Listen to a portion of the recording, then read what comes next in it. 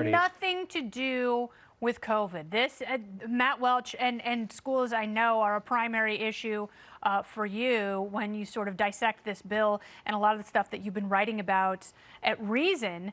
But you've got so much money that has been allocated, but it hasn't been spent. So what are they doing? Are they sitting on the money? Are they investing in Bitcoin, hoping to just increase their take a year down the road? Guy is absolutely right that this is a ransom note for that reason, and also this. Imagine, right? So it's not just 128 billion, which it is for K through 12, but it's also that 350 billion that you were talking about. That goes to states. States spend about 20% of their budget on K through 12. So let's just throw another 70 billion. Let's call it an even $200 billion. The White House has issued a bullet list of what is being spent there. And if you break it down, 80% of that, $160 billion, is for hiring.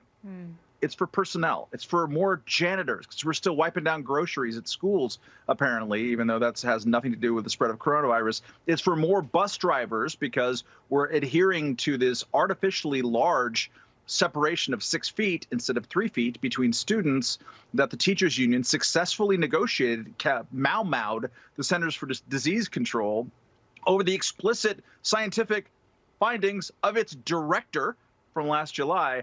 So it's all a personnel gambit. It is like, this is what you need to do in order to reopen the schools. They know that parents like you, Kennedy, like me, are going bananas, going bonkers right now, and we'll do anything. We will sacrifice live goats on television. We will go on vacation with Ted Cruz. We'll do everything possible to reopen schools. So say, cool, let's try to get a big payout and pad the pensions. Yes. I would do anything for schools, but I won't do that. I won't go to Cancun with Party Ted Cruz. What did it take for someone like Ron Kim to come forward so publicly, Matt, to Guy's point, to come out and say, the governor threatened me. He straight up threatened me. And then you have every other visible New York politician coming forward going, yeah, that sounds like Cuomo. So what has been the shift? Because there's certainly been a shift in witnesses coming forward talking about this stuff, but also finally there's some coverage about this. Yeah, term limits, I think is a great issue. Once you know that he can't hurt you anymore in the long term, and also that Donald Trump lost, and suddenly the media took an interest in him. And I want to make a separation here that's important too. New York media, which is a competitive media environment, has been tough as nails on Cuomo for a long time.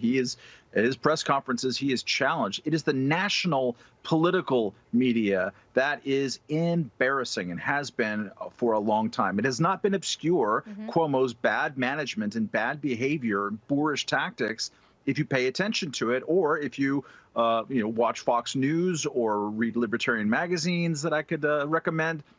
This stuff is all on the record, and everyone's known it since, at the very least, last July.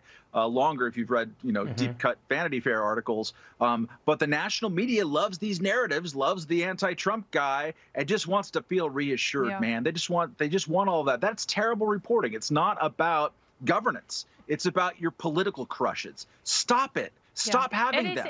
They're bad. It's very, very lazy. You're absolutely right. But Matt, there's a lot of blame being leveled at ERCOT, which is the organization that runs the grid, because in 2011, when there was a storm with low temperatures like this, they were warned by investigators, state and federal, that they had to winterize various apparatus, whether it was natural gas lines or wind turbines, because all of it failed, and they didn't do that. So how are they going to internalize these lessons for themselves and even other states moving forward?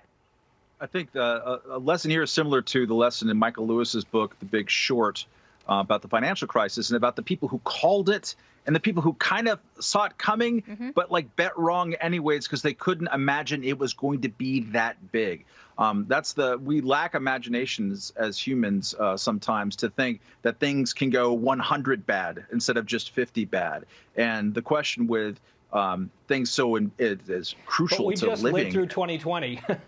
We just lived through 2020. We should widen those bands. Right, you'd think we would know by now. It's possible. Well, but Marie, to Guy's point, people are hardened. People have been through it, which, yes, it steals the spine, especially in places like Texas, but also it's a very cruel thing to have gone through a pandemic with all that fear